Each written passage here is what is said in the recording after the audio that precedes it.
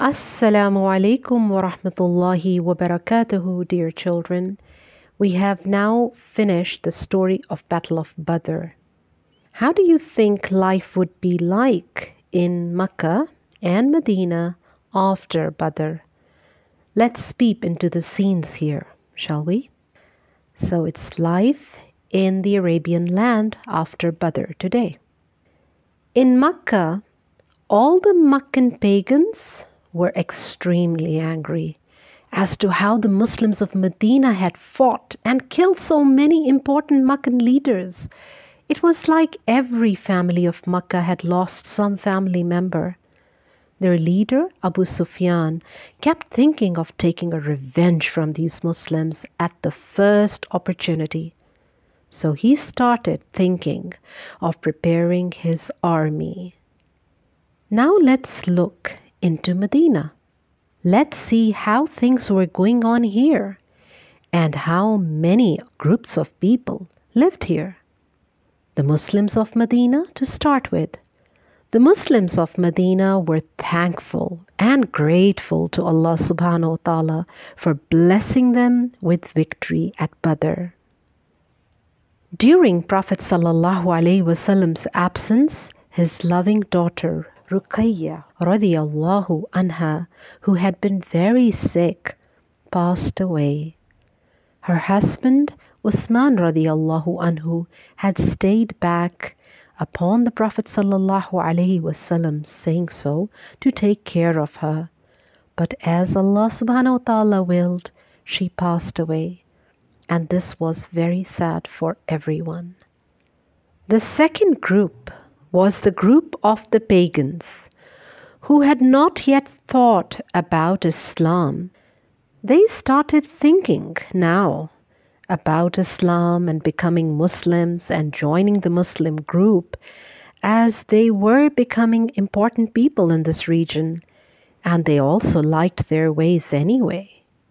However, some pagans, like a man named Abdullah bin Ubay, with his followers, all remained angry, hiding their feelings in their hearts. So they decided to at least pretend to become Muslims and behave like Muslims in public. This way they thought they could be benefited happily and no one would know about their hidden anger and desire to harm Islam if they could. So these people formed the second group known as the hypocrites, not that openly, but internally, as to very few people knew who the hypocrites were though. The third group you can see in the history of Medina is that of the Jews living in their tribes. Jews had always been living in little settlements around various places. They were the people of the book, who believed in one God and had a religious book of their own. They were always sent prophets over and over again. So when they knew that the time for a prophet, that is the last prophet, to come was coming close, they migrated to Medina. They knew this city was going to be honored with the last prophet, and they wanted to be there to welcome him. This would make the Jews strong as a group, and they would become the religious leaders here. However, unexpectedly, the coming of an Arabian prophet from the lineage of Prophet Ismail alayhi salam was a shock to them. So in their hearts, they hid their anger and resentment as well as jealousy towards the Prophet Muhammad sallallahu alaihi wasallam and his growing followers. Now, if you remember, Prophet Muhammad sallallahu alaihi wasallam had made rules of behavior for all the groups of Medina, to which, if you can recall again, all had listened and showed their agreement. At least apparently, they all said they would follow.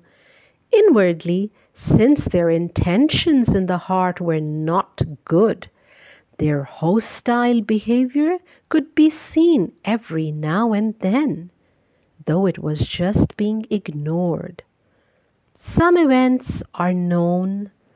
The first incident reported to the Prophet ﷺ in Medina was that the Banu Sulaym of Ghatafan were getting ready to attack the Muslims. This can be called the fourth group, which were a little outside Medina, and they formed the group called Desert Bedouins. They depended on robbing people, and that's how they lived, and that's how they depended on their income. However, going back to Banu Sulaym started making an army to attack the Muslims. Prophet Muhammad ﷺ's intelligence was right when they came and reported to him that there was going to be an attack of invasion from outside Medina. So Prophet ﷺ came up with a surprise attack himself at a water well place called Khudr. The Banu Sulaym, on receiving the news that they were going to be attacked, quickly ran away. They fled so quickly that they left all their possessions behind, including 500 camels and so many other things. Prophet ﷺ stayed here for 3 days and then got hold of the booty that was left behind, which was then distributed amongst the Muslims. It had just been a week since Badr, and this is what was just happening, an invasion from another tribe trying to weaken the Muslims. So we will continue with how the other groups reacted to next time. Inshallah, for now we stop here. Assalamu alaikum wa rahmatullahi wa barakatuhu.